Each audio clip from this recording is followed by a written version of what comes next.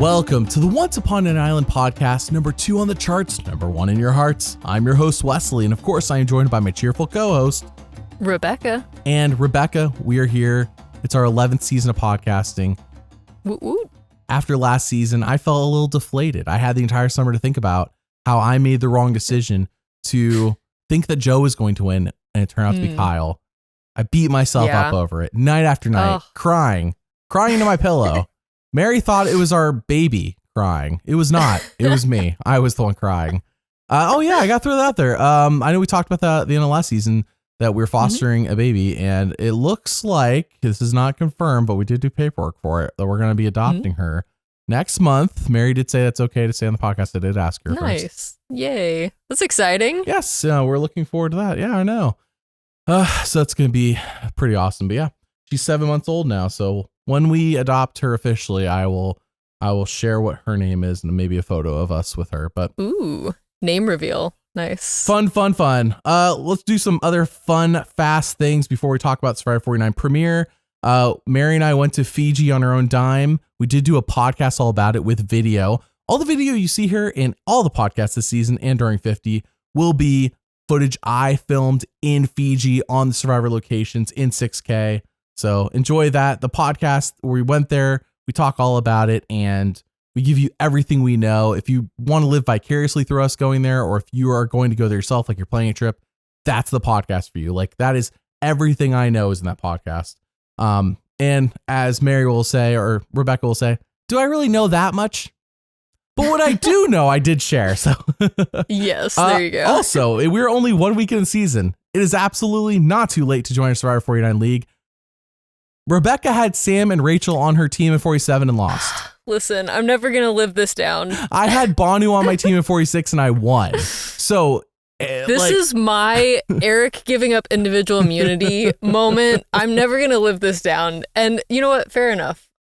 Voting is my weakness. I got to lock in this season because I did have Nicole on my team this season. So it's all going to rely on the votes. And so I'm going to lock in. And who's your other player? Do you know? Yes, let me check. I think it was Juwan. That's not a bad one. I think everybody wants Savannah and Rizgod because real facts, everybody knows Savannah and Rizgod's on 50. We'll talk about winner analysis more deep on that, but it's important to know that Rizgod and Savannah are on 50. So just all season, you're going to see that in the comments if you didn't already know that. They're on 50. They're the 49 representatives on 50, and I think that's going to be important. So let's get into this, Rebekah. Oh, by the way, if you want to join the Fantasy League, it's all paid patrons. Link in the description. All paid patrons can join. It's every year it's been really fun. So we're looking forward to doing it again this season. All right. So we start off the Survivor 49 premiere, Rebekah. And I thought when it started, we were getting trolled. I don't know if there's a better word for it because it's like, okay, it's Survivor 49, so scary. It's a horror movie. And like the name of the episode is like, it's like a horror film or something like that. And it's the monster. And I'm like, are we being trolled? Like, because you and I joke so often about how dangerous New Era Survivor is. And, it's like they're leaning into it so hard that it's like almost self-aware. But it's almost like a joke, but it's not.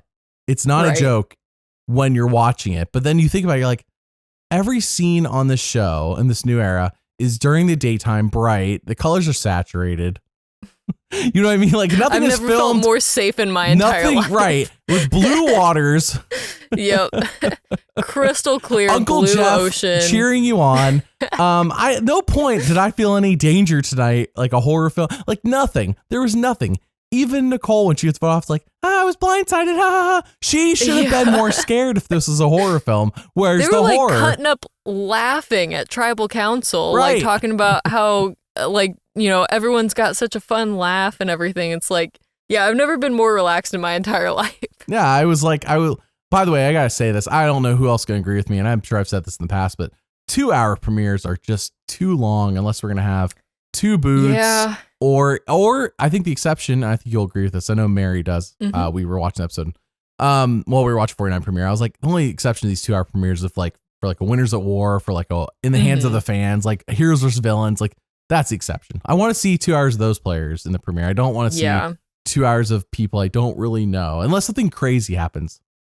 which nothing really crazy happened. It's almost this weird thing of like, it felt too long, but also like I didn't really get to know people super well. Like, because it's just so many strangers and you're just getting little like pieces of information about everybody. Despite getting emotional stories from people, it still felt surface level in a lot of ways. Right, exactly. Yeah, exactly. So it's like I almost wanted more, but it could have been shorter. So yeah, I don't know. Just kind of the worst of both worlds in some ways, sadly. I would say the 90-minute episodes are the perfect length. Except for the finale, those are the perfect length. I was just working on the Rick Devens story video that patrons picked this week. And I was watching, every episode of Edge of Extinction that season is 42 minutes. And it definitely feels short in the premiere. Like, it felt like they were cutting stuff. Mm-hmm. But there were times where I was like, some of these episodes, I'm glad we're 42 minutes. Right. It could have been 90, but I was like, man, I'm so glad, like a lot of the fat was cut in some episodes. But then there's other times, like, which episode's longer. So I think 90 minutes is the perfect, like, middle ground. 2 hours, just too long for, like, I don't know. Next season, I want 2 hours in the premiere, but this season. Yes, agreed. And they had to bump Amazing Race to tomorrow night to make it happen. No. Oh, did they? Mary and I. Oh, no way. Mary and I are fans of Amazing Race. We want to watch Amazing Race. Stop bumping it to other nights. Anyways, That's crazy. 2 hours too long. Oh, but I was pooping my pants. I was just so scared of how scary Survivor 49 was. Ooh. So scary. Well, be careful with the pooping, because apparently Sage, I believe is her name. Right. Very into that. Right. So yeah. She probably wants to observe everyone taking their aqua dumps. That's the kind of person she seems to be. Oh man. That was not what I was expecting. But then I remember in her preseason press, she talked about how she liked to pop pimples. Or she likes to collect pimples. Yeah. And that should have whatever told us. Floats your boat, man. Like, sure, I guess. I guess. All right, so let's get into this in terms of what people said. So we open up and like some of the I didn't write down every single thing everyone said, but here's some things that stood out. Like Alex says, I love to suck up to people. Jake says he was a Magic Mike in Australia. Also, Jake not only got like a confessional while on the boat, he also got a mat chat. Jake getting doubled up, dude. They really like Jake.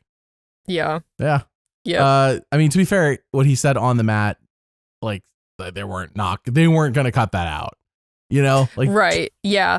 Not to jump too far ahead. Sure. My big concern with Jake at this point is that he's already put out like two big emotional things, and he's like the biggest guy out here. He's got to pace himself. Like, this guy, like, he's probably going to make at least close to the merge, but man, he's giving people a lot of ammo to like vote him out at this point. So I don't know, like, yeah, it's cool to see personality. Like, I like it as a viewer, but I'm like, this guy is going to get voted out so fast.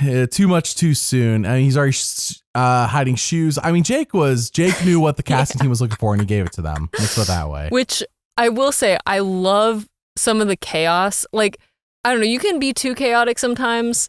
And I don't know how I feel about specifically hiding people's shoes, because that is really annoying. But I appreciate... Yes, and I do appreciate that someone out here is at least trying to like do something interesting. So yes, I'm a fan. What if Jake? Because Jake tonight he hid Nicole's shoe, but what if every week he hides the shoe of the person he intends to be voted off? Oh, it's like an bandit. Ominous like you're it's next. A warning. Next week, Annie's shoe is hidden. He's like, you're next. Yeah. I don't know whose blue shoe that was the next time in Survivor, but. Could be Annie's. Yeah, at some point he has to do himself though. He has to do it to himself, right? You can't just shoe ban everybody else. That's true, because then everyone's gonna be like, wait a second. Jake, how come all of our shoes have been hidden twice in years have never been hidden? He's like, oh, I didn't think this through. All right, so Jake's a Magic Mike in Australia. The Rizgod is here because his name is Rizzo, so he's changed that to Rizgod. And yes, I will probably be calling that all season. Though nobody else calls him that yet. I think he's only said it in confessional. I don't think he's told other people on his tribe that he's Rizgod, but yeah, I feel like I've heard it a lot on social media, like heading up to this season. But in terms of on the island, when they kept calling him Rizzo, I was like, who are we talking about? Yeah. What happened to Rizgod? Yeah. Yeah. And of course, Savannah with a winner quote right out the gate. Now, is this one of those where it's it's the easiest million I'm going to make? I mean, people say stuff like this. And it's to throw us off and to send us on, sorry, when I say us, send me on tangents about my winner conspiracies. But I mean, anyone who says this will be the easiest million I'm going to make in their introduction is like, Well, I got to look at you. Either you're going to crash and burn or this is a prediction. Which also this is sort of a rabbit trail, but I have a lot of questions about Savannah because she keeps saying that she's a former reporter and that's like what the lower thirds said. So like, yeah, I'm wondering if she quit her job for Survivor or if it was unrelated that she just, it doesn't have to work anymore for whatever reason, which is, good for her. But she also, like the way she said this is going to be the easiest $1 million I'll ever make, I'm wondering like, does she already have $1 million? Did she, I don't know, how much do reporters make? Like, it can't be that much money. Like, did she just like report some huge story and then got enough money to retire at like 25 or however old she based is? on the way she has her boyfriend spending money for her, she might have $1 million. That's what, does she have a rich boyfriend? Right. Like, I'm very fascinated by her financial situation, but maybe we'll hear more about it later in the season. That will be the emotional backstory. I used to be in an upper middle class family, and then I need another $1 million. And then I met my rich boyfriend who's from a wealthy family, and I was like, finally, I'm out of the slums of my upper middle class family. She's going to pull a Kenzie and be like, guys, you don't understand. I need another $1 million because I want to be selfish with it. Maria pops out of the bush. She's like, yes, I'm voting for you, Savannah. I'll vote for you. Be selfish with your money, Savannah. That's what I'm looking forward to. I want to see that on this season. I will say, at least Kenzie married with like, now she's pregnant with the second child. I'm like, that $1 million that's gonna go fast. Have you seen hospital bills?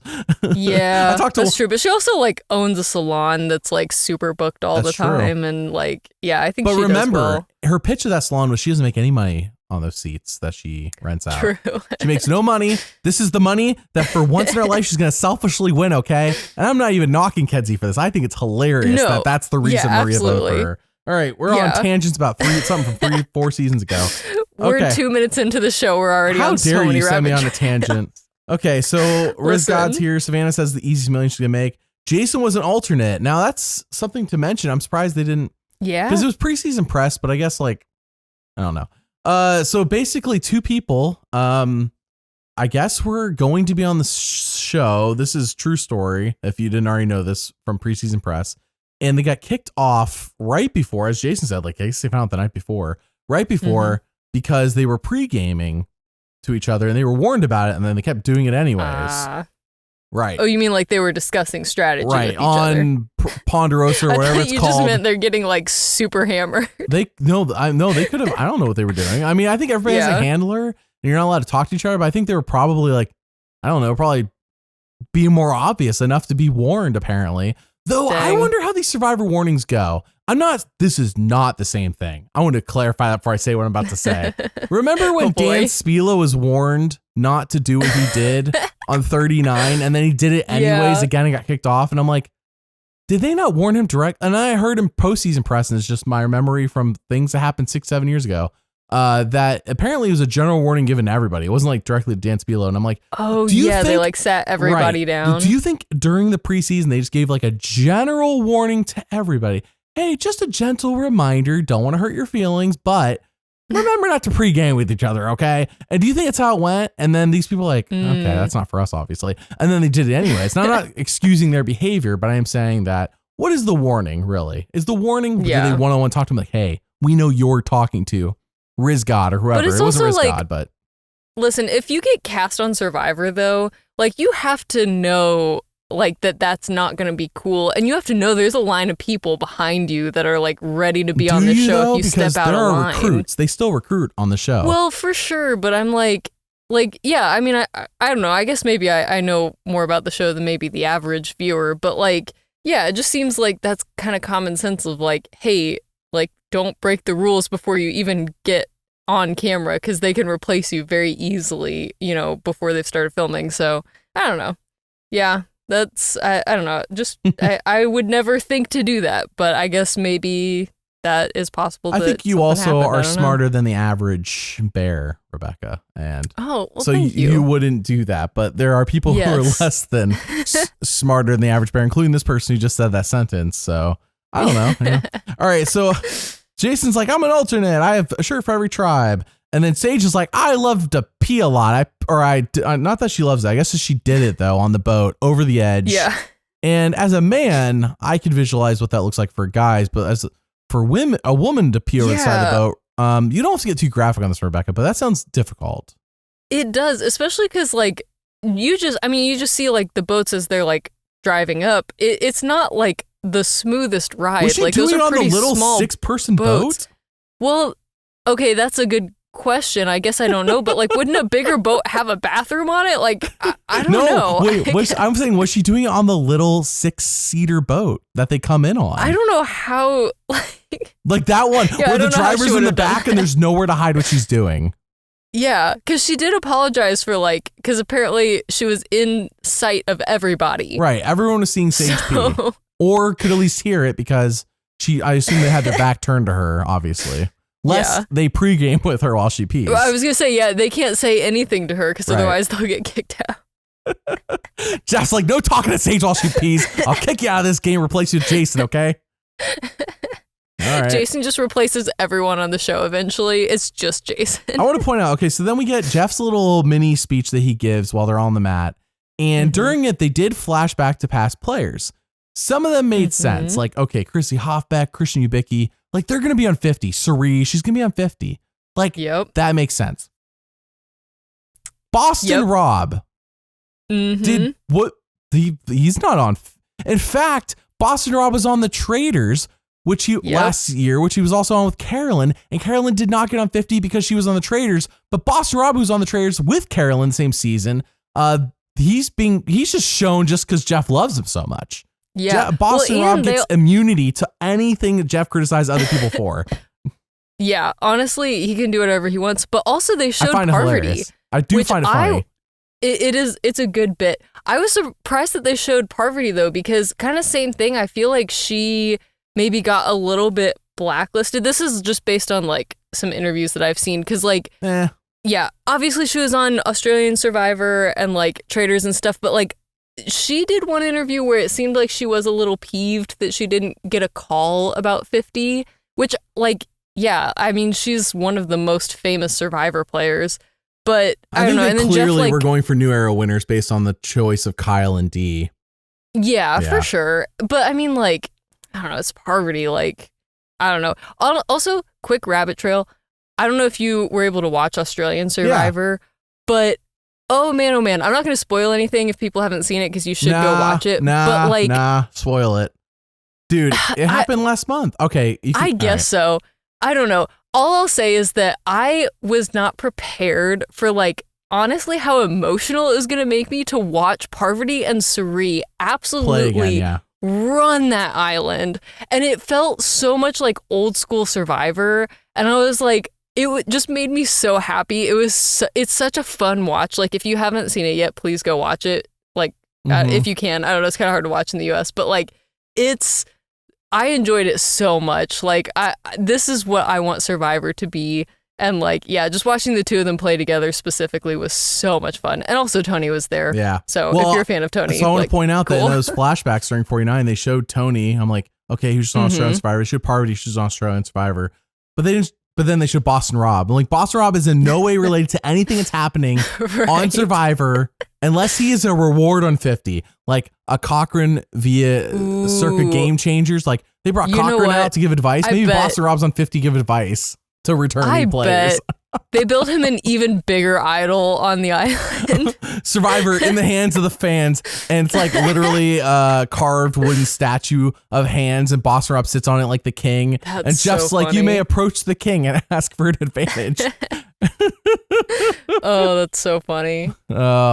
Yeah. So anyways, just want to throw that there. Like, people got on to me about bringing Boston Rob. It's like, dude, the show does it for me. Jeff keeps bringing him up. Yeah. Like the show does it in reunions, does it in seasons he's not on. And then he appears in other shows that I watch, like The Traders or Amazing Race or No Deal Island. It's like, he just pops up in everything. Isn't Survivor opening a cafe in Boston? It's already open.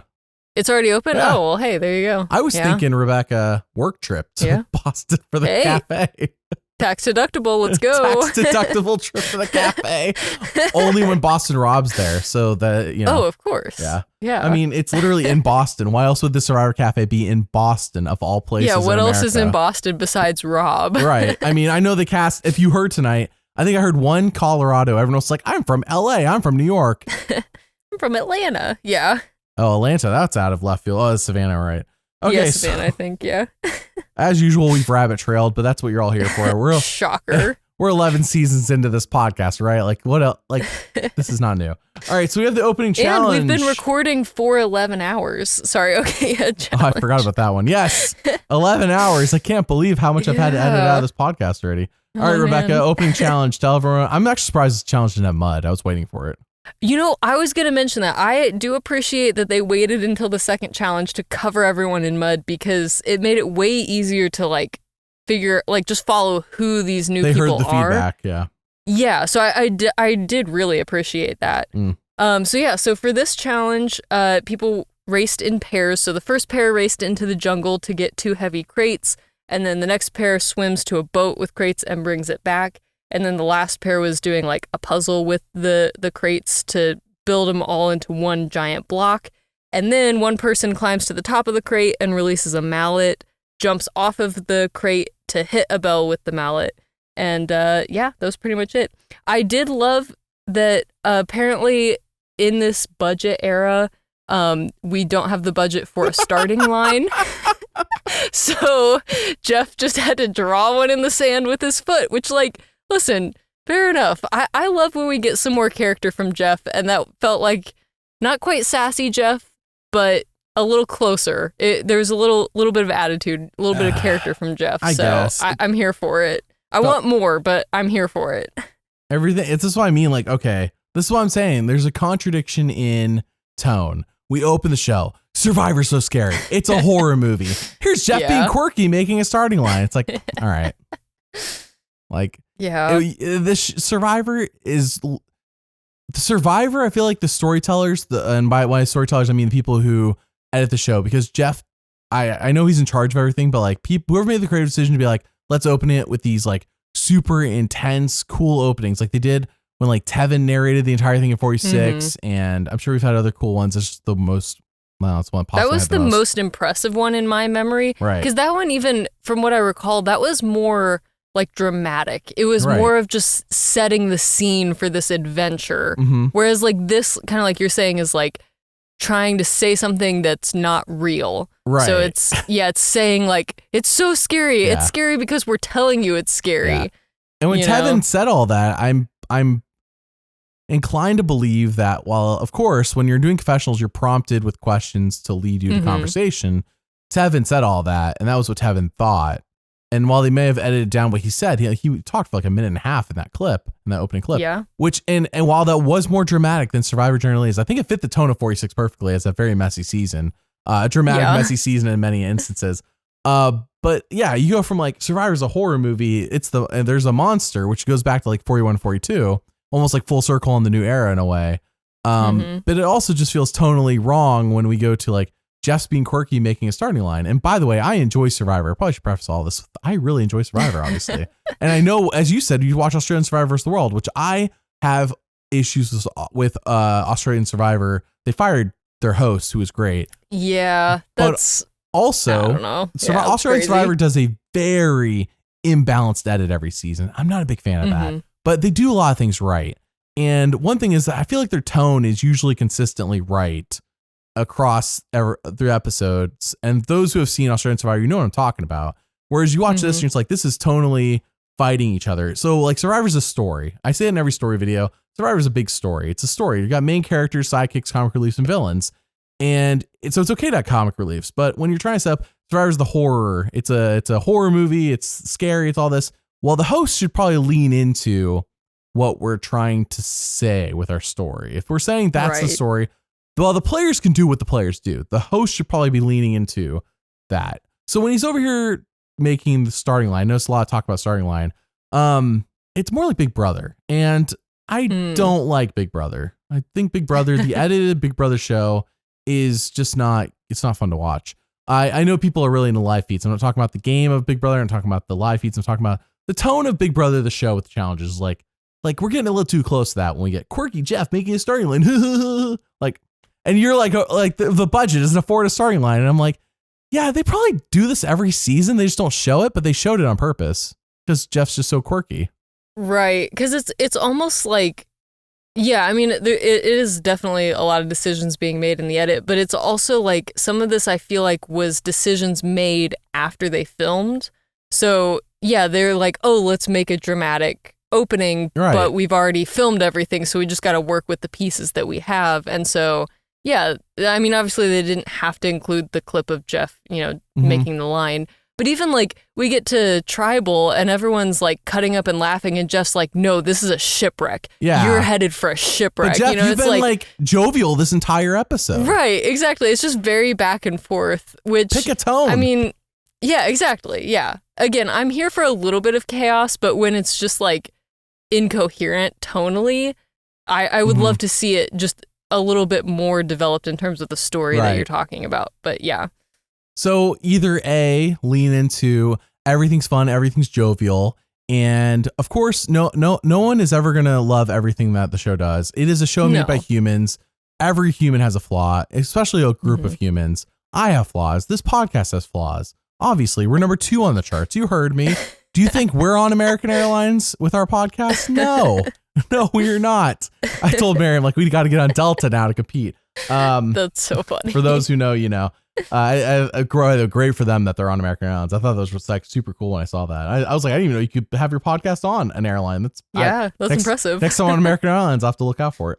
But anyways, it's just like pick a tone, and the show itself should lean into the tone. So that's the problem when you don't have a theme. I think you don't really have a tone while you're filming. You're like, we're just doing the 9th New Era season in a row where we have the same boats being used that we've used 7, I think, out of the 9 seasons now. And we have the same, shots and the same Matt chats and the same Jeff giving his opening speech about how great this game is and how somebody's going to get their back stabbed. And we do the opening challenge where like Bruce hit his head, but like it's always the same location for the challenge. It's like, okay, like if you're going to do the same thing and you want to have fun, I guess lean into that. Don't try to sell me on this is a horror movie and this is scary. And then, I don't know, to pick a tone and stick to it, because you're right. We're at Tribal with like the super cool shipwreck. By the way, I gotta say that because when we went to Fiji, I was thinking the same thing. Like the art team, man, they go all out. That Too was bad sick. There isn't someone in charge to let the art team let's do a season based on what the art team is doing, because the art team is doing exceptional work. Absolutely. Look at that shipwreck, like, and everything. Yep. I'm like, this. Why can't this just be the theme of the season? Well, and I feel like it kind of is unofficially, but they just don't lean into it enough. Though. 44 had like the knight armor and like the swords, right? But like nobody remembers 44 for that. They just remember, it's kind of a boring season. They remember Carolyn. Yeah. Yeah. Kind of a boring season that was run by Jam Jam, Carson, and Carolyn. Like that's what people remember. They don't remember, but I say something like Survivor Cook Islands, and like, sure, you think about the players. You also think about the fact that they split everyone by race.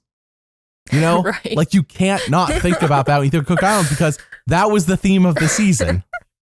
It was ridiculous. They stopped it after 2 episodes, but man, did it pay off. It shouldn't have, but it paid off. You know what I mean? But like, there's like all the so what you're saying themes. is you want them to continue to separate people by race. I did not say that. I'm saying, just to be clear. Oh my gosh, I'm not saying that at all. I'm saying when you have a theme, I think it could permeate with every department. So like when you pick a theme, I think most people can agree with you. Pick a theme. You got the host, like, knows what the theme is. You got the art department, knows what the theme is. You got the editing team, they know what the theme is. So like, sure, we've had seasons where like Survivor Philippines, like that's not really a theme. Like, sure, we're in the location of the Philippines, and the location itself can be a theme, and it is used in a lot of the art department stuff. We had 3 returnees who were coming back from injuries. Like there was a little bit more going on, but like here's just like the 9th New Era season, and like we're just kind of like everyone's kind of doing their own thing, is what I'm saying. Like the editing team wants to make a horror movie, apparently. Jeff wants to have a jovial time, but then when we get Tribal, no, now we're serious. By the way, fun fact, everyone, the Tribal Council set is, and this is no exaggeration, Jeff can jump in a golf cart and be at where he sleeps for the night in like a minute or 2. Like nice. 2 minutes, he could be at his. So like, no wonder he doesn't want to leave Fiji. You're talking about he gets done with Tribal. He's He's in bed 5 minutes later if he wants to be. Everyone else is taking air conditioning. Everyone else is taking 40-minute boat rides back to camp at minimum, I think. Those little boats that they take, that's like a 40-minute boat ride. Just throwing out there. That was a fun fact we learned. Sage is peeing like 5 times on the way back. Jeff is sleeping and Sage is just peeing a waterfall over the boat back to camp. So anyways, it's a long rant to say that I think a theme and a tone, themes obviously are great, but like there's a reason for the theme and why I'm looking forward to 50, because everyone in theory should be on the same page next season about what the theme is. And all departments should be together unified, because it feels like everyone's kind of doing their own thing. The marketing's doing their own thing. Jeff's doing his own thing. Everyone's just kind of doing their own thing. All that to say, everyone's kind of doing their own thing. Thanks for coming to my TED Talk. All right. I know we're talking about Sorry 49, but like that's why I felt like watching this 2-hour premiere. I'm like, everyone's just kind of doing their own thing. And we're trying to make a unified, like we're on the 49th season, and somewhere along the line, we've lost our way on like stuff we were doing correctly in the past. Everything was not perfect before, but we had the theme part nailed down. That was one part you could depend on. At least I know the theme will be unified. Everyone will be on the same page. Ghost Island was not a good season, but sure as heck that theme was on point, and everyone was on point all season about the theme, you know? Anyways. Yeah. All right. Well, and I think I've said this before, but I think it also kind of ties into not fully understanding your audience. Correct. And I think this is a problem that a lot of TV shows who have been running for such a long time run into. Like, I think I've compared it to Doctor Who in the past, where it's like, yeah, you know, when New Who came out in 2005, like, not to nerd out on everybody here, but like, it gained an audience of like mostly millennials who were kids, you know, young watching it. And then they kind of grew up, and the show like couldn't figure out how to age up with the viewers. So it kept trying to go for like younger and younger kids. And in doing that, alienated all the people who used to love watching it growing up and everything. And I think Survivor is kind of falling into that same trap of like not fully knowing, okay, is our audience 5-year-olds? Is it 30-year-olds? Is it, 50-year-olds? Like, who is actually our target demographic? 8-year-olds. 8-year-olds. Okay, there you go. 8-year-olds. That's according to Jeff, right? Yes, Jeff did say that. I didn't just pull it out of my hat. Jeff said 8-year-olds, and he said that during 47, I believe. It was the 47 podcast. Which I'm like, do you want your 8-year-old watching a horror movie? No, that's why Jeff had to jovially make a starting line. Yeah, lean into the jovialness. Lean into the fun stuff if that's who you're going to go after. I don't know. I don't know. It just feels all disjointed in many ways. So, yes, anyway, Sophie says she wants Jake to be her meat. Yes, I got rid of a word there, meat shield. Jake is definitely meat, though, is what I was thinking when I saw him. I'm like, what a hunk of meat. In a bromance way, though. Yeah, I guess. This is what I wrote down. Savannah says red is the vibe tribe, but she's like, that won't last long. I'm like, dang, Savannah. She's like, we're not going to be happy for too much longer. I was like, all right. That was so funny. Okay. Hey. Savannah's leaning into the theme. Listen, yeah, maybe that's what they based the theme on. They're like, Jeff's over goofing off, but Savannah's like, no, this is going to be a freaking horror show. Savannah's taking it seriously, so the editing team is like, all right, we got to be serious. We got to follow Savannah and Rizgod's leads. Savannah's like, these vibes are going to die soon. Also, I'm going to align with the girl who's all about the vibes, but keep your enemies closer, All right, so my sister messaged me that because I think Savannah was already lying about her occupation at this point. And my sister's like, everyone should just lie about their occupation. Why not? Every occupation's a threat.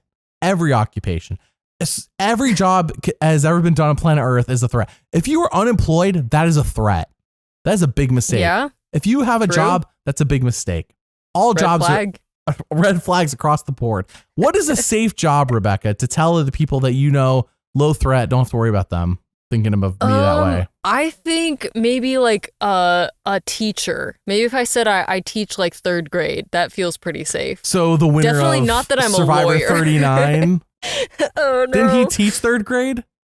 Oh, did he? Oh, I don't know. Was it specifically 3rd grade? I think it was specifically 3rd grade. That's so funny. 3rd or 5th or something like that. It's elementary school. Yeah, no, that's definitely a great one. Say I teach. I feel like every kids. lawyer on the show just lies and says they're a teacher. So if someone says they're a teacher, I'm going to assume they're a lawyer. Savannah's over here acting like news reporter is like, oh, what? You reported the news on local television? Oh, no. You know how to connect with people? Question mark? And somehow Nate's like, yeah, I was a PA on Spider-Man 2, and people acted like he directed the movie with their reactions. Like what? Like what? You worked for Sam Raimi? Like if anyone was worked a film, you know, PA, like that's like you're doing trash. You didn't talk and stuff. to anybody. No, you're just you were like a mile out from set holding traffic. Yeah, you're. Like, not to diss on PAs, to be clear, I've been a PA many times and I love doing it. I'm just saying, like, it's not that glamorous. But the way they're like, oh, you PA'd on Spider-Man 2, like, dude, he wasn't like directing Tobey Maguire. Right, exactly. Yeah. They're not like broing out in Tobey's trailer or anything. Oh, Spider-Man 2! Okay. Yeah, I know. Nate's like, okay, I'm a film producer. And I think on one hand, he's right. If he told them, like, the films he's worked on and what role he's done, they could think he has money. News reporter, I don't think money. I don't think anything like really, like I'm not really worried about news reporter. Right. Yeah, personally. Yeah, seems like a pretty safe job. In fact, if any lawyers are going to be on future seasons, maybe tell people that you're a news reporter. Yeah.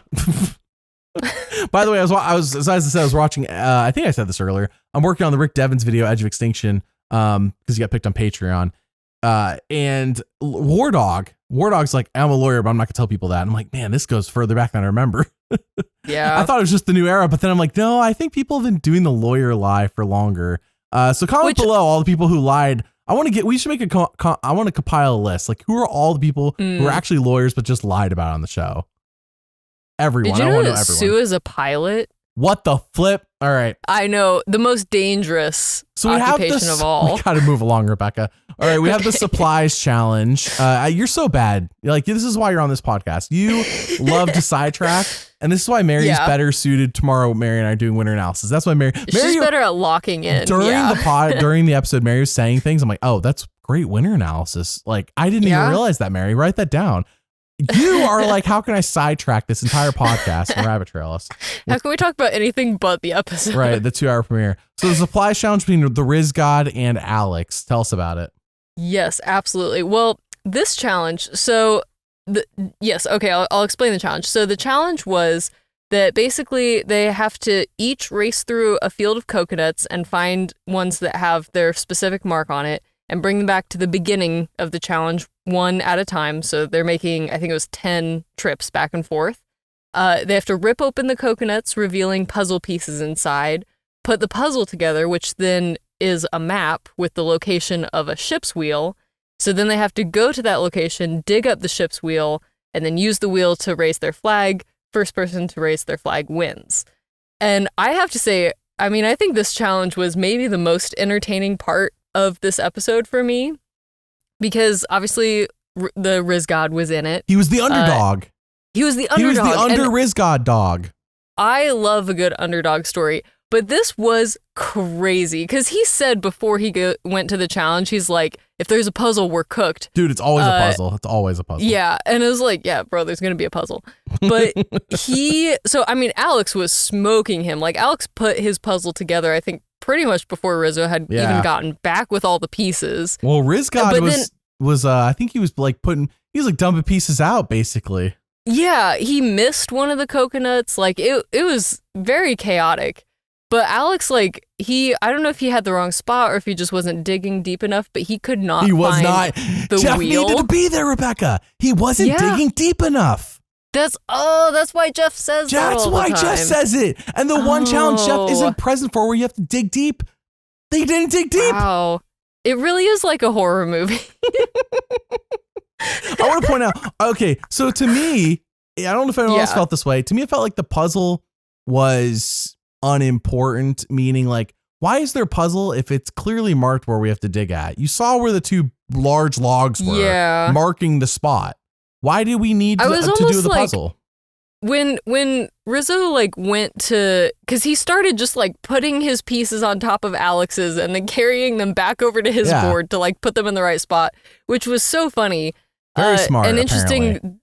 Apparently. I mean, I guess it's Survivor. Like it was like, I don't know. It's crazy when people do that, but also it clearly worked out for him.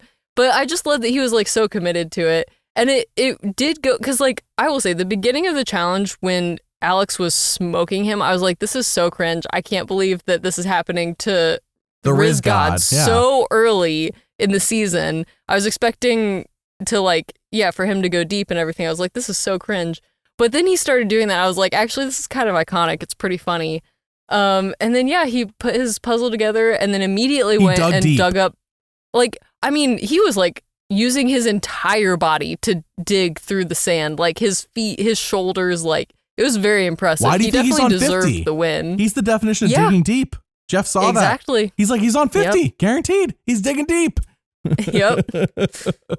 Yes, good for Rizgod. He outsmarted the challenge. On Deal or No Deal Island, he would have been disqualified the moment he looked at the other puzzle, by the way. That's a whole thing. If you've seen the Boston Rob season of that season, you know. The different shows where Boston Rob was running on Survivor rules and they're like, no. It's like, what? You didn't. He's like, what? He's like, you didn't say I couldn't. He's like, you didn't. Yeah, literally. It was an implied rule, Boston Rob. Anyways. Rob's like, Jeff would let me do whatever I want. Yeah, that's the difference. Jeff lets Boston Rob do whatever he wants. He lets me appear in seasons I'm not even in. Oh, brother. Yes, the Rizgod won this challenge, made Alex look like a fool because Alex did. He didn't really beat some of the coconuts. I mean, he had them by one coconut, but he did do that puzzle super fast. But ultimately, it doesn't matter. Alex gets back to camp. He's in the majority alliance, so right. Again, as usual, these supply challenges, Sweat vs. Savvy, whatever they're called, Sweat and Savvy, they ultimately are just kind of like filler. And I guess when you got 2 hours, we do need some filler because I don't know if I needed another 10 minutes of camp life this episode, but. Hopefully this is a good learning moment for Alex because, like you said, it's not really that it's not really that consequential for his game. So hopefully he can just learn to to lock in more and maybe you just got to dig deeper, bro. Dig deep. All right, so what we've learned about Sage so far is that she really likes to collect popping pimples. She apparently pees over the side of the boat. No shame. She is looking forward to someone taking an aqua dump. That's what she says. We go back to the red camp. She's like, man. What she say? I want to see somebody do it, or what did she want to do? She wanted to hear it described, I think, or something. I don't know. I wonder how she would have felt if she would have been in camp when Nicole threw up. Is it just pooping specifically, or is it all bodily functions? You know what I mean? So if she was on the tribe with Nicole, she's like, no, I can't vote you out. I need to see more.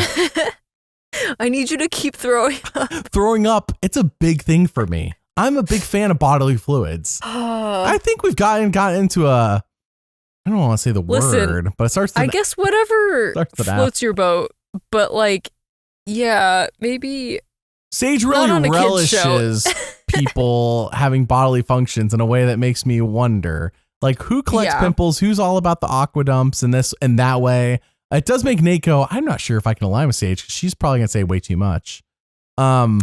And I kind of get where he's coming from. Which is fair. That's a fair concern. That's a very fair concern. Also, why are there only...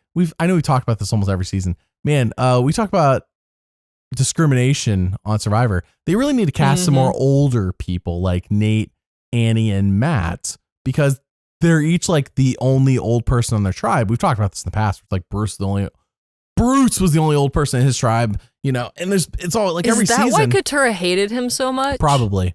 Oh my goodness. Katurah, do you guys know that? But real talk, why is we got a 6-person tribe? Why can't 2 of them be older? Why can't we have more of a balance? I don't know. So anyways, just throwing it out there because I feel like Annie, Nate, and Matt all touched on that at some point during the episode. I could be wrong, but I feel like at least Nate and Matt did. I don't know if Annie did. Did she? I don't know if she specifically mentioned. No, I think she did talk about her age, and because she was saying people don't realize, but I've done all these That's right. I forget what they're called, but the marathons and the big athletic competitions. She's a former CEO and all these art. She didn't say that, right? But I think that was in her bio or whatever. Yeah, she's 49, but real talk, that's not old, but she's older than her tribe. Was she wearing black leather? Was she? I don't know. It felt like I never got I could, because I was watching it live on TV. I couldn't pause it, or I don't have TiVo or whatever. Right. Whatever TiVo's when I just aged myself 20 years there. I don't know if I don't have anything like that where I can pause my TV. I'll have to go back and watch it on Paramount Plus after. But I feel like she's wearing black leather, and I'm like, gosh, that's gotta be hot in Fiji. That's gotta be hot. Like, oof. When we were there, if you were in the shade, it felt good. That's how I'll describe it. 'Cause like temperature, like apparently the sun rises and sets the same time every day all year, which is super cool when I learned that. It's like very little variance in that. Temperature, I feel like, is also the same. I think the only difference is the winds and rain. I think it's the difference year round, whereas the temperature is basically the same year round. So I say that to say that like every day said it was like 85 degrees. If you were standing in the sun, it felt like 95, 100 degrees. Ooh. But if you were in the shade, it felt like 70, 75. It felt really nice. Oh, and it's probably nice. Yeah, right. You know, so I'm saying like, and that black leather, if she actually is wearing black leather, like that's really hot. Yeah. That's so hot. And I don't Not mean to keep talking attractive. about Australian Survivor, but Australian David yes. on Australian Survivor. Who's going to be the new host 10. of the show? Yes. Yeah. He wore a black leather jacket to the island. In Samoa, right? Because they filmed Samoa, I think. Oh, did they? Oh, I thought it was Fiji, but I no, very they well don't could do be Fiji. misremembering. They long story short on them, I think they've done Samoa, they've done one other location, I believe, and they've done Australia during COVID when it was like more. Oh, also Australia has so much like them filming Australia. I know maybe to Australians that was boring to watch, but I'm like, this is so interesting. I've never. Yeah. This landscape is like I have not been to Australia, and this is not a normal location for Survivor. But yeah, no, now I think they're in Samoa. So okay. Yeah. Anyways, point being is that see, I'm sure in Samoa it's leather again, hot. Oof. All right. So yeah, crazy. Jake, you said Jake was dropping a lot of stuff. He was really bromancing with Alex, and Sophie's kind of like the third wheel. And that was very obvious to everybody. I wonder if that will hurt him later. It didn't seem to hurt him this episode. But also, you're right. He's dropping so much. Like his wife's gonna have a kid, and I'm like, okay, dang, dude. Like that is something I don't think I can keep to myself. Knowing that, like, okay, if my wife's gonna have a kid while I'm on Survivor, I probably. But like his dad is like losing his vision, and it's just like, man, you're right. This is a lot to tell people. Like, I'm not sure anybody's taking a file 3. The thing with his wife, it's one thing to say, my wife is pregnant and she's going to be giving birth while I'm on the island. Right. It's another thing to say, we've been trying to get pregnant for 4 years. She had to have a surgery. Like, this is a really big deal that she was able to get pregnant. And like, just that's details that you don't have to tell everyone immediately. Like, save that for your final speech. And he's just putting it all out there, which like maybe, that's fair enough if you want to do that. But yeah, he's just giving people a lot of ammo to vote him out. I guess he didn't have to tell everyone. I guess let's put it that way. But if you're going to tell people, you're right. You don't have to also, I don't know. I mean, is Jake out there though to win the game, or is Jake out there to be himself and vibe and hide shoes? Yeah, I do feel like and I think this is like, like very, I guess, I don't know if noble is the right word, but like, I do think the thing that he said at the beginning of like, this is the last season of Survivor my dad is ever going to watch. I could totally see him. Yeah, I could totally see him coming out to the show and just being like, I'm going to be myself because I want my dad to see me being myself on this show.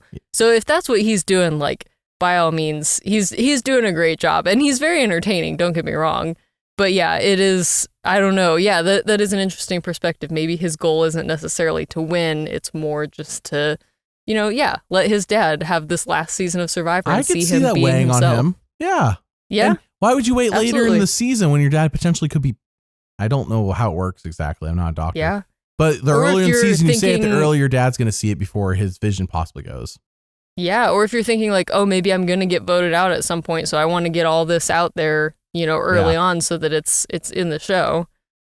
Well, that's a heavy subject. Let's talk about something else. Over on the Yellow Tribe, Matt is so confused by Jason's like, oh yeah, I play Super Smash Brothers and I play Melee. Well, no, I don't really play Melee. I mean, I like Melee. I actually play Brawl, and then I use this mod called Project M, which makes Brawl on the Wii feel like Melee on the GameCube. And Matt's like, what the fudge are we talking about?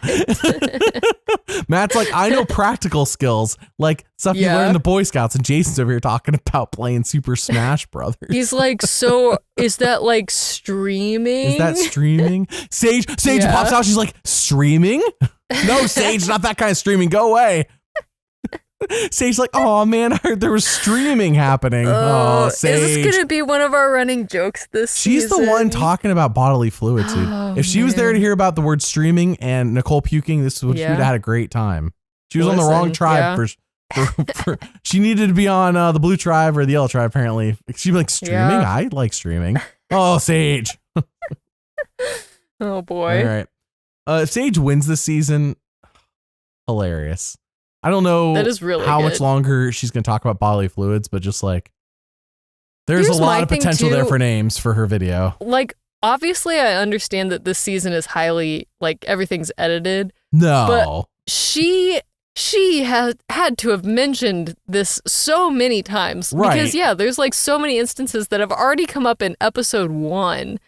And, like, maybe a couple of them they pulled from later in the season, but man, she had to bring this up a lot for this to be her main thing so far. I'm here for it. Absolutely. It's not the flavor I was expecting of 49, but it's the flavor we're getting. So bring it on, Sage. Bring it all on. All right. I have other notes. Honestly, frankly, I just took notes of everything that happened. Not everything was interesting though. You know how it is. All right. So one of the things I did find interesting, you let me know if you got something that you think is interesting too. Savannah. So Shannon, I guess, is a yogi. That's what Savannah called her. And they're like doing yoga on the beach. And Savannah's like, freaking hate yoga. Savannah, she's like, this vibe crap has got to end. But then like her, Jawan, and Shannon are in an alliance. I'm like, I thought you didn't like Shannon, Savannah. Did I miss something? I think that she does like Shannon, from what I was understanding. I think basically my interpretation is that Savannah's like ready to play the game, but she knows it's not time yet. Like, give me Russell Hantz vibes. Yeah, but I think she's controlling it much better. Where she's not coming in like swinging. She's not like trying to stir things up too early. But she is aware that, like, okay, at some point we're going to have to start really playing. And I think she's very excited for that part of the game, just based on comments she's made in the confessionals. But I guess, yeah, we'll see how it plays out. Next episode, she's like, I'm going to make my dumb guy alliance. Like, Russell has dumb girl alliance. She's like, my dumb guys are Nate, Jawan, and Rizgod. And Rizgod's going to be my Natalie White. Yes. All right, Savannah, if you say so. Sure, yeah. Got to drag the Rizgod to the end. Okay. Yes. Well, I assume, by the way, I kind of assume that's where it's going, only based on the fact that Savannah and Rizgod, both in the same tribe, are on 50. Because Savannah, Jawan, and Shannon are in an alliance, they need a fourth. And I'm like, I kind of feel spoiled if it's Rizgod. Like, how is it not Rizgod? Right. I mean, it has I'm not to saying be. It has to be, but it feels like it kind of has to be. They're looking for a fourth, and Rizgod's an option. It's the Rizgod. It's gotta be Rizgod. Yeah, it feels like it's gonna be Rizgod. All right. So we go over to the blue tribe, and this is really what's important. Is it Jeremiah? Is that the Jeremiah wants to join Jake, Alex, and Sophie? Yes, that's his name. Okay, Jeremiah. I was tripping there a little bit. I was like, is it Jeremiah? Okay, so like they have the majority versus Annie and Nicole, and the moment this alliance happened, I was like, oh, Nicole's done. Because we already saw Annie connecting with Alex earlier, and while it wasn't like this is super strong, it was shown, I think, for a reason enough to be like, well, who's Nicole connected with? Mm-hmm. I don't know. I like, seriously, did we see her connect with anyone? Like, she tried connecting with Jeremiah. No. She's like, oh, you're gay too? Yeah. That's kind of it. Yeah, and that was just like a moment right after they had hit the beach. They were all there, like, working on building the shelter. It wasn't like, oh, let me pull you aside and like bond with you over this thing. It was just like more of a casual comment. Yeah, so yeah, we really didn't see many one-on-one conversations with her. So then, Rebekah, you messaged me about this on Instagram, so I'll let you take the lead on this and what your thoughts are. Jawan's trying to make a fire. Go ahead. I'll let you take over from there. Yes. So, yeah. Okay. Sorry. Yes. So Jawan is struggling to make a fire, and he's giving us his backstory. He's the oldest of 5 kids, single parent home, so he's used to providing. Gets frustrated he can't make the fire and walks off.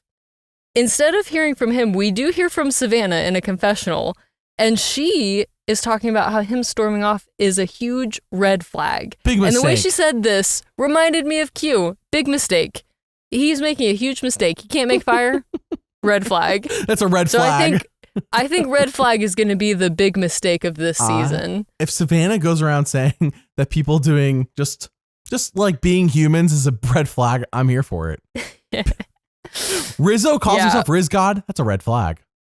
Doesn't have the same ring as big mistake, but yeah.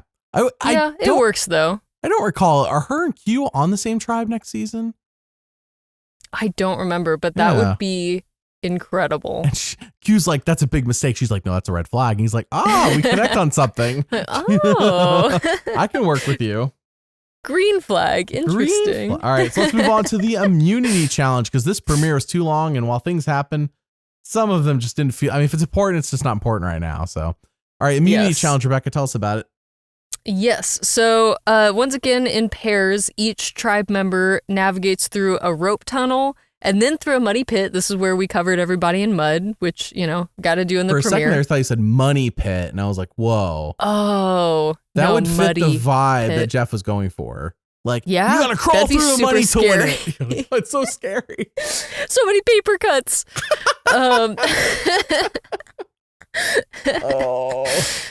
Anyway, or it's just Liz. It's her piles of gold. Okay. Anyway, moving on. So everybody gets covered in mud and then has to run into the jungle and grab a large, heavy, I think he said like 200-pound snake, and then bring it back. They did have to navigate the snake through the rope tunnel. Yeah. Which that looked challenging. I'm glad they didn't have to pull it through the mud though, because that would have been a lot. But then after all the snakes are back, everyone's gone in pairs. So then 3 people from the tribe work together to navigate a ball on an obstacle course, kind of like the snake obstacle course that we've seen before. And first to finish wins. And so, yellow won first, red got second, and then blue goes to tribal. Pre-season, I predicted yellow would be the mess tribe and blue would be just fine, and I was so wrong on these challenges. Yellow's been winning. What the heck? Yeah. Very dominating. Also, I failed to mention this earlier, Christina going nuts over just living in the jungle. And at first I was like, it's kind of funny, but I was like, oh no, what if she does this a lot? That could get really annoying.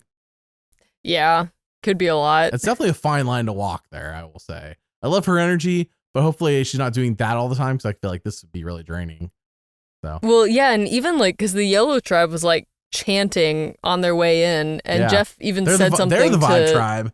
Yeah, absolutely. And I think Alex or somebody was like, well, we're gonna leave it on the court, Well, but then yellow just ended up beating them. Yeah, so. It certainly left on the court. They're L. Yeah. It's out there. All right. So yes, blue loses immunity. Honestly, we go back to camp. Annie or Nicole's a goner. So I just wrote that, and I kind of zoned out a little bit as it was happening. I mean, you watch enough Survivor, you kind of know where things are going. You can zone out a little bit.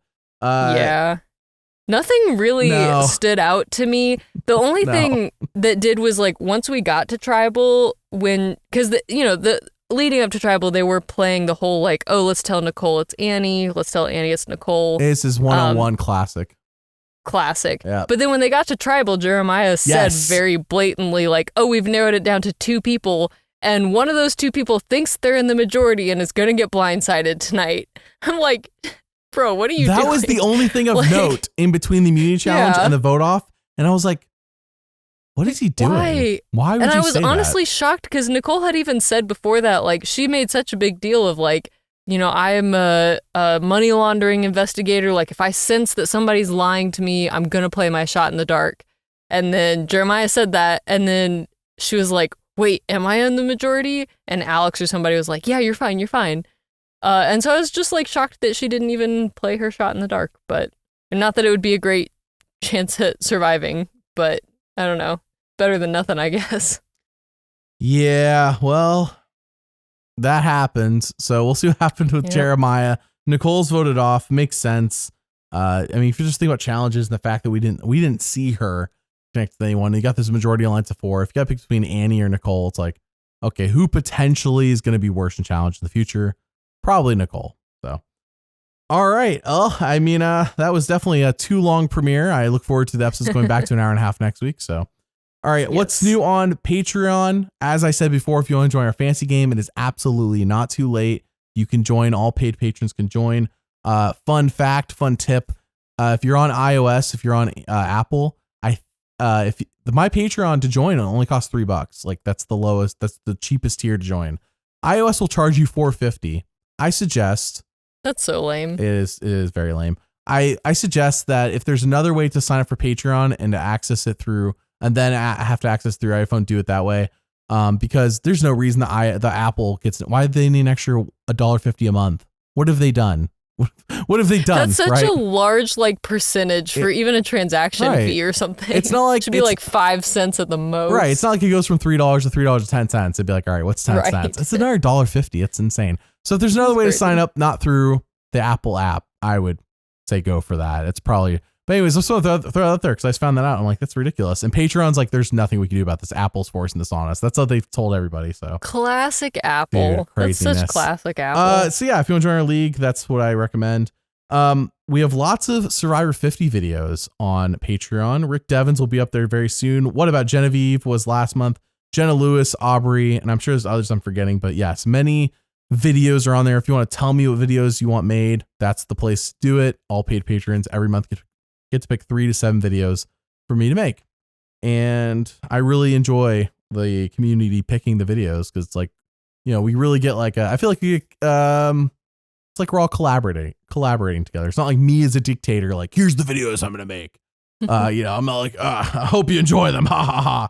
No, it's like you guys get to pick them. And I think it's a fun time. So that's how I imagine your attitude every time you're picking a video topic or scripting something. You're like, ha ha ha. I will say they're going to watch this. When I make the video polls with everyone's suggestions, I'm like, I am crossing my fingers for some ideas and some people. Sure. And it doesn't always work out by any means. And I'm like, well, okay, that's the topic I'm covering.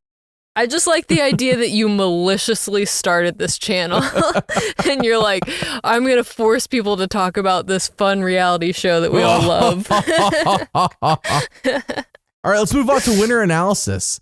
Okay, so we are in the winner analysis section. And with that, this is the disclaimer. We are going to talk about everything we know in regards to Survivor 50. We don't have any spoilers in Survivor 50. I meant in terms of how it relates to Survivor 49. We are going to talk about everything we know. So if you do not want potential spoilers meaning us just examining the obvious, then go to the next section of the podcast. This is your warning because I'm going to say things I did not say in the rest of this podcast because I think some people just don't know everything. That's us super hardcore fans do, but this is your chance.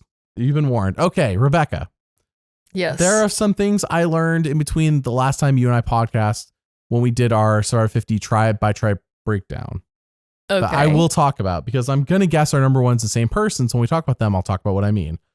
All right. Sounds good. So Rebekah, we're doing our top 3 tonight. Tomorrow, Mary and I will rank. I think Mary and I are going to do our top 6. That's usually what we do on the premiere week. And then next week, Mary and I will do all the 16 players left in the game. But yeah. So that's the long story short. Join us tomorrow for the more in-depth winner analysis. Mary with her better analysis than probably Rebekah and I combined. No shot against you, Rebekah. Just Mary. No, fair enough. That's definitely Mary's area of expertise. Okay, so who's your number 3? All right, so my number 3 is I have Sophie from the Blue Tribe, to be clear, because I think there's 2 Sophies in this season, but the other Sophie, the yellow I don't think Sophie we heard got from no her screen time at all. No. So just to be clear, I'm talking about Blue Sophie.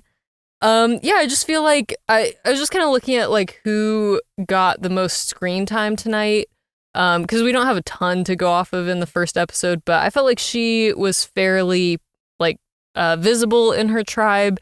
She does have some strong connections. Obviously, like the whole Jake Alex thing is going to be a little bit of a concern for her, but I think she has a decent alliance with Jeremiah as well outside of the 4. So, I think strong tribe, I think going into the merge, if they make it, I think that could be a really strong 4 to kind of go into the merge. So we'll see how it plays out. But yeah, for right now, she is my number 3. Okay. Well, I will say Sophie's not my top 3, but I am high on her. The way I feel like she had really good reads tonight. I'm with you, and she is the majority alliance. And she wasn't while my number 3 is Jake. Okay. More based on I like the fact that he's being a little chaotic, and he did have a lot of emotional moments. And in retrospect, I think Banu had a lot of emotional moments in episode 1 of 46. No, we're going to get Banu again. Jake had a lot going for him. Like, even though he did things that seem messy, the show wasn't like, oh, Jake, he's being messy. It was more like, I don't know. It was like positive, generally positive. So Jake's my number 3. But I think Sophie, I'm with you. I think she's going to be my top 6 tomorrow. I have the same read. Nice. And preseason, I did say my top 4, like whenever they dropped the cast, the day they dropped the cast, Mary and I made the podcast, I said in my top 4, I'm like, well, Savannah and Rizgod obviously are in our top 4. But I was like, just reading looking at the bios, and like, I was like, I feel good about like Jake and Sophie. And I was like, I'll stick with that. Like, when it comes to fantasy, I'll put them. So hopefully I have some combination of these 4 people on my team. But I think Sophie's my top 6 after tonight still. And usually my preseason analysis is like, I'm like, everything I thought I knew was wrong. But no, I think it looked good. Of course, it does help that Blue went to tribal. So we did get a read into Blue, where it's like Yellow, I don't really know where everyone stands officially. Red, I think we unintentionally know more about Red than we really should, based on the fact that he's gonna be on 50. So my number 3 is Jake. I'm not like super solid on Jake at number 3. It's just more like, I don't feel super strongly about anyone else at the moment. Like, even if I didn't know anything about Savannah, I would still have her in my top 3. Like, let's say Savannah was not on 50, like, or 50 was just a normal newbie season, I would still be high in Savannah. Like, Jake. Yeah, just watching this episode with no other context, it's like, this was the Savannah show. Yeah. Like, she got so much screen time. Yeah. Yeah. No, this episode definitely leans into that. So let's do this together. I'm going to assume, I would be crazy to assume anything differently. Our number 2, Rebekah, you and I are number 2 is Rizgod, right? Yes, that is correct. Okay. I think Rizgod had a pretty good episode. What did you think? Yeah, I enjoyed him a lot. I kind of wasn't sure what to expect, honestly, because we've been hearing a lot of hype about him, obviously leading up to this season and knowing that he's on 50. But yeah, he I think on the surface, he's kind of goofy, like calling himself Rizgod, saying things like, oh, we're cooked if there's a puzzle. Like, just, I don't know, some of this like internet slang that he uses can sometimes, like, I didn't really know what to expect from him, but like watching him in this episode, I think he is very entertaining to watch, which is obviously just fun. But he's also like really committed to this. And I did really appreciate as a viewer the moments where he did get a little more emotional and was like, this is really important to me. I'm doing this for my family. Of course, that's always like, you got to be careful about giving people reasons to vote you out early. But just as a viewer, I'm like, okay, this guy is very passionate. He is taking this very seriously. He's got a really strong reason to be here. So I really enjoyed kind of seeing his character get a little more fleshed out tonight. And yeah, looking forward to seeing the rest of the season with him. What about you? Maybe the horror movies was the sad backstories we learned along the way. Oh, everyone's sad backstories. We may not get pictures for them, but that's the real horror. Rizgod, I mean, obviously he had that huge underdog moment winning that challenge, the supplies challenge, but at the moment he's not in what seems to be the strong alliance of Savannah, Shannon, and Jawan. However, they're looking for a 4th, and you and I both assume the 4th's probably gonna be the Rizgod. So it's gotta be. I would be shocked if it's not him. I'm gonna suspect that let's all be real. Rizgod and Savannah are on 50. Everyone at 50. While they have been, if they've been on multiple seasons, they could have been gone the pre-merge. For example, like Cerise played 4 seasons of Survivor. She went pre-merge Heroes vs. Villains. Everyone on 50 made the merge at minimum. At minimum. Some of them got like 2nd place. Some of them have won the game. So like, it's important to note that I think it's highly doubtful that Savannah or the Rizgod are gone pre-merge. I think it's super safe if you're playing fantasy to put 0 votes on them every week until at minimum the merge. I wouldn't waste any votes. Like, obviously they aren't going anywhere anytime soon based on that. Yeah. So while Survivor, I don't know. I get so I imagine it's a decision they have to make. They're like, are we spoiling too much by picking people playing back-to-back seasons? You know, for example, like in Game Changers, Zeke and Michaela came back from 33. They both were like post-merge boots, but neither of them made it to the end, you know. And they play back-to-back seasons. So it's not always, but in this case, I would say they're both making the merge. I can't see them bringing back a pre-merger back. Why would that, out of all the people? So number 2 for us is Rizgod. I like the Rizgod. I hope to see the Rizgod. I hope to see him hug himself at some point. He wanted to hug himself. That's a little weird though, he said, but he wanted to do it. Yeah. Our number 1 is, of course, let's say it together, Sage. Yes. Savannah, what? Sage is our number 1. We support her streaming efforts over the boat and her aqua dump efforts.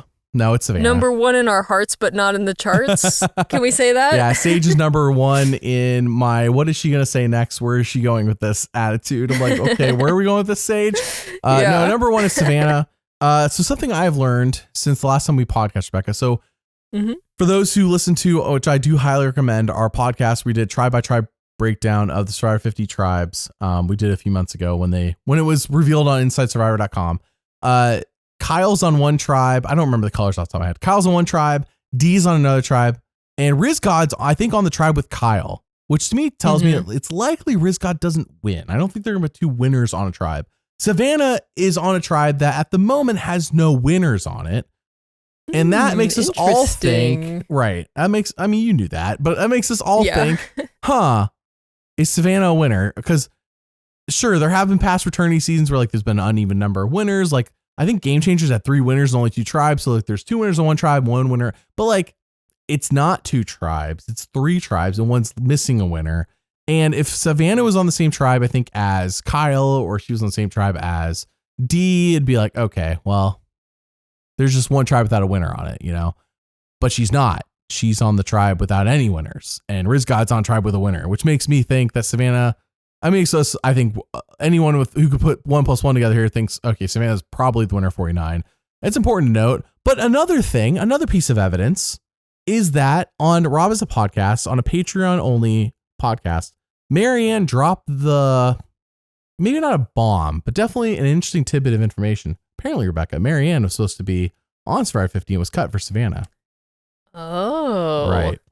Someone who has won the show previously. Correct. Interesting. A winner was cut for Savannah.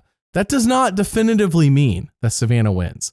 But I think based on what we saw in the premiere and based on all the dots, I think the show is guilty until proven innocent instead of innocent until proven guilty. The show is guilty of telling us Savannah has won. And they need to prove their innocence by having Savannah lose. Imagine if they're pulling another Joe on us and Savannah goes next episode. No, she's not going to go next episode. But if Savannah, you mean like Savannah pulling a Joe would be she goes to the final 3 and then loses. Yeah. She loses for playing an evil villainous game, right? She gets like 2nd place, 3rd place. She played an evil villainous game, but it was fun to watch. Okay, all right, cool. They pulled a fast one on us, and turns out the whole time, Jake wins or Jason wins or Matt wins or whatever, like anyone who's not Savannah or Rizgod. But I think it's safe to say that Rizgod probably doesn't win because I can't see them putting 2 winners on the same tribe, but there's definitely a higher likelihood between him and Savannah that Savannah wins. So we're going to keep an eye on that. What if we have the first ever Survivor tie and they both win? I think then the 3rd place person breaks the tie. I don't think there is a way to have that happen. No, I mean like a true tie, like the 3rd place person votes for both of them and it's a locked vote. They have to draw rocks. So I see the 3rd place person had an extra vote advantage and they just saved it till the final tribal council. And then they used that extra vote at final tribal to then vote 1 vote for Savannah, 1 vote for the Rizgod. And there's a tie vote and Jeff's like, well, we're going to have to make fire. Then their fire strings snap at the same exact time. They both exact same tie on fire. Just like, I guess we're drawing rocks. And then they both draw the same rocks somehow. And Jeff's like, what? We didn't put two black rocks in here, 2 white rocks or whatever. Like, what? Yeah. And they're like, well, I guess it's a true tie. The first time ever.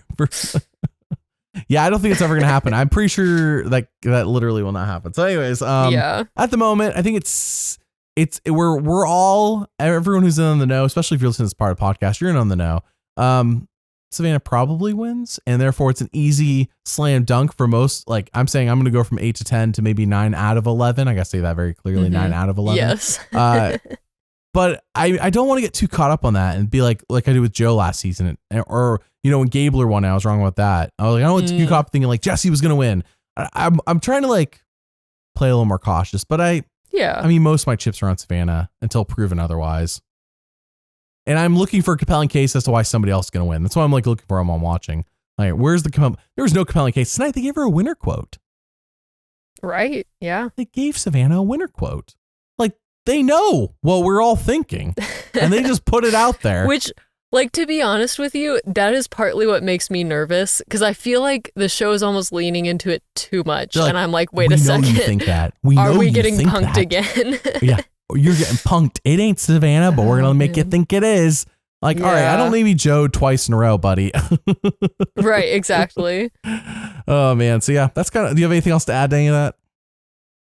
No. I agree with everything you said. I think, again, just like you're saying, like, I feel pretty confident that it's Savannah, but I'm worried that I'm too confident. So I'm very open-minded to, like, other things that might present themselves later. And yeah, I'm just excited to see more episodes, get more information. Maybe Sage wins. See how the season goes. Maybe Sage wins. That would be crazy. It was the story of the Aquadump. Aquadump, the story of Sage. All right, so let's move on to trivia question of the week. Rebekah, it's a fresh slate. This could be the year that you win. I don't even know who won last year. I'm assuming I won. I think you did. Did I? But last year was the closest it's ever been. I think I might have even been ahead of you for a few episodes, but I think you ended up winning by like 2 points, if I recall correctly. Although we did like 3 points, I think, in the last episode, so you may have pulled ahead more at the end. But my point is, it was very close last season. Yeah, a win's a win. Eat it, buddy. This could be the season. Okay. I don't know. All right. Just saying. Well, let's keep it snappy because we got trivia question, then we got your all's questions, then we have a new section of the podcast. All right. So trivia question. I'm going to go first, Rebekah. Here's your question. All right. Which season of Survivor, Rebekah, was the first to have a pair of returnees from the prior season? So this is the season to have a pair of returnees, kind of like how Rizzo and Savannah are going to have 50. They're a pair of returnees. Okay. Yes. A, your options are A, season 8 All-Stars, B, season 11 Guatemala, C, season 31 Cambodia, or D, season 34 Game Changers. A pair of returnees. Okay, so I believe this was Stephanie and Bobby John, if I recall correctly. So I think that would have been, and I get the seasons mixed up, but I want to say Guatemala. That's what my gut is saying, so I'm going to lock that in as my final answer. That is correct. It was Guatemala. Let's go. Yep. All-Stars had just Rupert. People wonder why there was no fair play, but it was just Rupert. And yeah, like I think the next season after Guatemala was Micronesia when Amanda and James came back to play. I could have put that in there, but yeah, no, it was Guatemala. James and Stephanie and Bobby John came back. And Stephanie's gonna be on 50 because we really needed to see Stephanie play again. All right. What's your question for me, Rebekah? Also, wasn't she on Traders? Anyway, that's why I said, I was like, okay, Stephanie on Traders is the same as Stephanie on Survivor. I don't think I need, and she was on Snake in the Grass. It was the same Stephanie. Yeah. Like, no evolution of the person. It's a problem when some people are on Traders, but not others. Anyway. If Boston Rob's on it, we glorify him in 49. All right, go ahead. All right, your question is, what season has the lowest average age amongst its cast members? Okay. So just the average age of the cast is the lowest. So your options are Millennials versus Gen X, Ghost Island, season 41, or season 42. I'm going to say Millennials versus Gen X because I believe how they cast. Oh, I could totally be wrong on this one. I know Nicaragua, for example, like everyone in the younger tribe was 20, like in their 20s, which like brings that age down vastly. And then everyone on the older tribe had to be 40. Like for some reason, nobody in their 30s could exist or something. It was something crazy like that. But that's not an option. So I don't see the 41, 42. It's like, no, maybe, I don't remember. Why would Ghost Island be it? But were there any old people in Ghost Island? Like by old, I mean Survivor old. By the way, Jeff in the past said if you're 25 or older as a woman on Survivor, you're old. Oh, I have that clip. It's in one of my secrets as a videos. Woman. He said this back during like Philippines, right? Like now I am paraphrasing / changing, but his factual statement that came out of his mouth was, if you're 25, you're an older woman. And I was like, it would be Jeff, you're like in your 40s already, bro. Yeah. It would be one thing if he was saying if you're 25, you're old for Survivor, which that's crazy in and of itself. No, I think that's what he was saying. No, he wasn't saying older He wasn't talking about in life. He was talking about Survivor. I'm like 25. No, but you're saying specifically for women. I'm saying if he was saying generally for everybody. Oh no, he said for women. Yeah. But yeah, saying just for women specifically, that's crazy. That's when I feel like I'm hearing the true Jeff and not the corporate speak Jeff who says things to hype up Survivor. Trained Jeff. Right. I feel like this is Jeff's true opinions coming out when I hear stuff like that. I'm like, that's so off the wall. There's no way CBS would have said that. Anyways, to answer your question, I'm going to say millennials versus Gen X, but I'm not 100% on that one, but that's what I'm going with. Okay, well, that was a good guess, but actually the answer was Ghost Island. It just seems so out of left field, Ghost Island.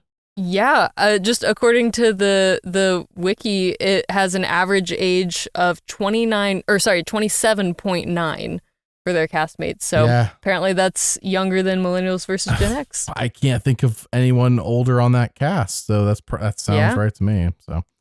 All right, so, there you go. Let's move on to a great start this season. I feel good about this. I was trying to whisk along to the questions because I was already over being last. I'm already behind you. No, I got to gloat for a second. Okay. Yeah. All right, let's move on. Your all's questions that I ask for you every time the episode ends on YouTube. I ask for questions. That's what we're doing. All right, so first question is from, let's see here, Weldon Mack. He asks, having been to Fiji in person, do you have a different perspective watching the show now? And to answer your question, I will say that it does give me a bit of perspective in terms of like, it's funny that Jeff like sleeps like 2 minutes by golf cart, by the way, like walking 4 minutes. Like, I don't even know, like it's probably shorter than that from tribal council. It's hilarious to think that he gets done tribal, takes off his mic and just like goes, he's done. And everyone else has to take like hour-long boat ride. It does give me more appreciation of the challenge sites. Like the one tonight was one of the challenge sites where they had a immunity challenge. Mary and I went to that one, and when we walked into it, we're like, this is a challenge site? I mean, it is a big open wooded area. And if you watch older seasons, that area existed, but like the trees were shorter in some parts. So there's like open areas. Whereas you watch it tonight, I know I'm getting really in the trees here about this, but like it is like nowadays in 2025, it is a box surrounded by really tall trees. But like if you watch millennials versus Gen X, for example, when they first got there, like that site, the trees were much shorter or they didn't exist in areas. It's like, wow, it's crazy. Like, did they plant the trees there, or did Survivor do that to make the challenge site look different? You know, I don't know. Cause like, where'd all these trees come from? They weren't there in season 33, but now but 9 years later, all of a sudden they're there. I'm not saying Survivor did that, but I'm saying, did Survivor do that? I don't know. So anyways, perspective in terms of how the game is played, no. But I guess I have more appreciation for that. It's funny also to know that there's like 15 challenge sites and they're all on the same island. Yes, it is the same island Jeff sleeps on. And I learned that Jeff basically does not have to take a boat anywhere unless it's the opening challenge on the edge of Extinction Island, or he has to go to somebody's camp to pull somebody out of the game or whatever, like, you know, something like that. Yeah, or if he has to pee, because that's the only way to do it is off the side of the boat. Correct. So. Yeah. No. But on real talk, like Jeff basically has no reason to ever leave the main Mana Island because all the challenges in Tribal Council take there. Like all 15 challenge sites are on that island. Like anywhere they can put in a challenge site, they have done so. So perspective in that sense. But yeah. All right. Next question is from this one. Maybe I'll let you answer, Rebekah.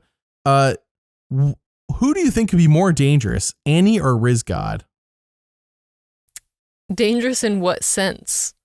Dangerous in the game of Survivor? Well, this is a horror movie, so.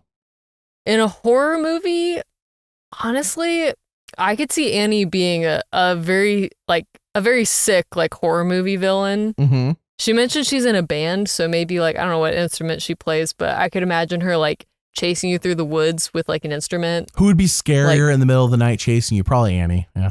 Probably Annie. Yeah, for sure. Rizgod, I'm like, I don't know if I could take him that serious. Like, why are you chasing me for, Rizgod? What are we doing? Are we playing tag? Yeah. Annie might have that pink hair.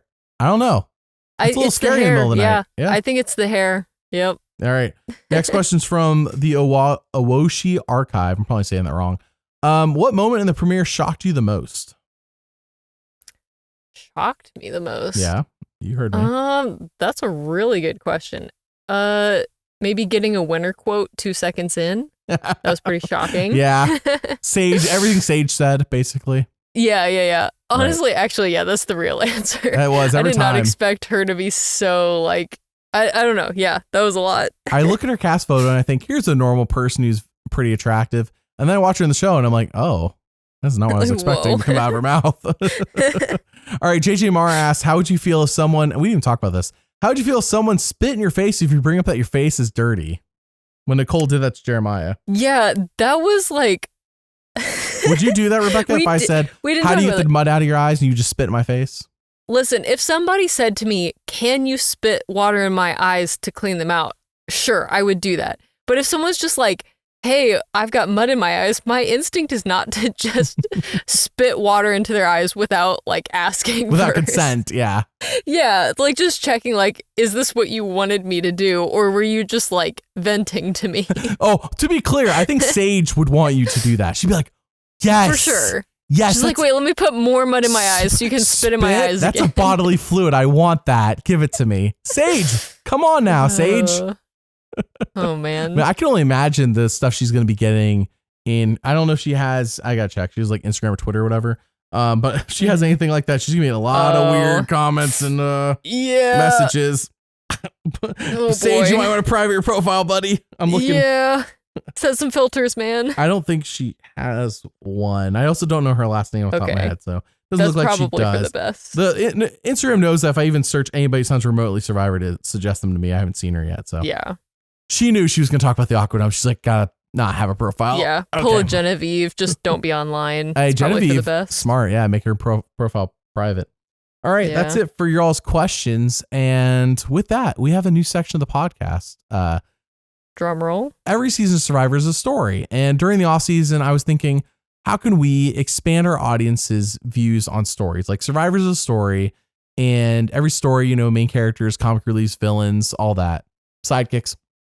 Well, other stories, I think that we talked about tonight, like Survivor, some of the seasons, especially this one, like lacks a coherent theme. Well, the best place to look are like really good stories that are told. And another one that Rebekah and I both really enjoy, of course, are movies. We really enjoy movies that have consistent themes that are entertaining to watch. And I was like, Rebekah, you and I, we should recommend good ones to our audience to watch. So like, I'm going to start off this week. Rebekah will do next week. We'll do like an every other week thing. This week, my suggestion is one that if you've seen it, awesome. But like, I imagine a lot of our audience has not seen, and I have a fun story to go with it. The movie Charade, starring Cary Grant and Audrey Hepburn. I will admit, I usually don't watch movies from like prior to the 80s. Typically don't really dive into that. This movie from this, like the 60s shocked me, Rebekah, with how it's a thriller, not directed by Hitchcock, but felt like Hitchcock. And it was funny. I'm like, I was blown away, and it had plot twists. It was like James Bond mixed with like freaking Alfred Hitchcock thriller mixed with comedy. And I was like, how have I never seen this movie before? And then I learned something fun about it. Apparently, Rebekah, back in the day, if you didn't put the copyright logo in your movie, it became public domain the moment you released it. This movie is public domain. You can watch it for free on YouTube or almost anywhere. So I will link this movie in the description because I highly recommend it. It was really well done. Like, it is a movie from the 60s, and like, so like a lot of the clothing and stylings of the time like are in the movie, but like it's a movie in color. And like, once you move past the setting of it being in the 60s, like it was a really good movie. I was like genuinely surprised by how I immediately bought it. We watched it, Mary and I watched it on YouTube or Amazon Prime, wherever, because it's a free, it's since the public domain, basically everybody can have it on their streaming service for no cost. Like, talk about that company losing a bunch of money on yeah, that's crazy. Because I feel like that is a pretty popular movie, or like I've heard that name a lot. I don't know if I've actually seen it, but yeah, maybe it's popular because it's in the public domain. I don't know. Well, it's kind of like, I think, what was it? It's a Wonderful Life hit the public domain for a while. I mean, it's in the public domain, but like they've done a bunch of legal stuff since then to kind of tie it up so people can't just watch it for free everywhere. But like, it was in the public domain, so it was played on television like 1,000 million times, and people really liked the movie because they watched it like Stockholm Syndrome. So I mean, it's a good movie, but at the same time, it's like becomes like, I've seen so many times, I think I like this too. Kind of like A Christmas Story, and like I think the TNT, TBS, whatever plays that 1,000 times around Christmas time. Point being is Charade is a really good movie. You can watch it for free on YouTube. Like, it is free, and it's on Amazon Prime, wherever Yes, it's like there's no risk. I highly recommend watching it. I liked it so much after watching it, I bought it immediately. I was like, this is so good. I have to own this. And that's just from somebody who normally does not appreciate movies from this time period. So nice. I just want to throw that My there. only question for you is, was the movie scarier than this episode of Survivor? You said it was a thriller. Unironically, despite the comedy and legitimate plot twist that like even Mary and I by the end of the movie are like, there's no way there's more plot twists to this movie. Like honest to goodness, like the plot twist. And I'm like, there's no way. Like there can't be another one. That's awesome. The movie's about to end. How is there another plot twist? That's how I felt watching the movie. Yes, it was genuinely, despite the comedic elements, tonally more sound than the Survivor 49 premiere episode. Nice. Told a much better story, of course. I mean, it's an edited movie. They scripted it. But yeah, no, it was like legitimately like, it's a thriller. So scared isn't the word, but definitely tense. I felt tense many times, like, oh shoot, like what's going to happen? You know, like a lot. And it's impressive for a movie to pull that off. So yeah, I highly recommend it. This section of the podcast is not going to be us bashing on movies. It's definitely going to be recommending movies to watch for the most part, I imagine. I can't imagine we're going to be like, well, we bought this movie because it sucked. And I hate it. And I hate it so much I had to own it. So, yes, I definitely. Although a good hate watch can be pretty fun sometimes. Have you seen Velocipaster? I have not seen Velocipast. What? Is that a Velociraptor mixed with a pastor? Yeah, it's about I think he's like technically, I forget what denomination, but he's like a denomination Lutheran or something.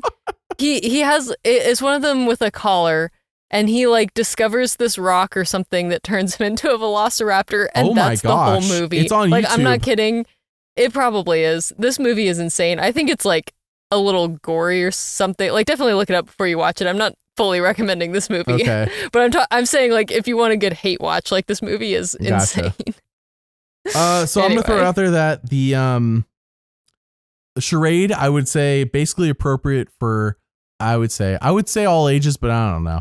Like I think 10 and up. It's not definitely, I don't remember anything really being inappropriate in it all, but I would say like who's really gonna appreciate it? Probably 10 and up.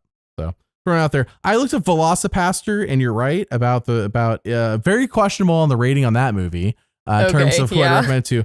I did scrub into a minute 26 into it, and instead of having a car on fire, it says VFX car on fire. Yeah, that's one of the most iconic openings. This movie is like, it's just a fever dream. I've seen it once, and I'm like, just trying to describe it to people, it sounds like I'm making it up or just like insane. The ending, there's like ninjas in it at some point. It's a whole thing. Okay, so if you look for a good movie, Charade. If you're looking for a bad movie, Velocipaster. There you go. Charade, I would say basically appropriate for everybody. Velocipaster, watch at your own risk. That's what I'm seeing here looking at this. So, that's, I think, a good summary of that movie. Watch at your own risk. Watch at your own risk. All right. Well, hey, that's it for the Survivor 49 premiere. Tomorrow, Mary and I will be doing our in-depth winner analysis. And then, next week, I think I'm going to be on with Survivor Specialists for their episode 2 analysis. Ooh. I'm going to record with them. I think they always go live, so we'll probably be live. I'll let you guys know next week when that will be exactly. All right. Well, that is it for this week of the podcast. I look forward to the rest of the season as we watch the Rizgod dominate. Bye.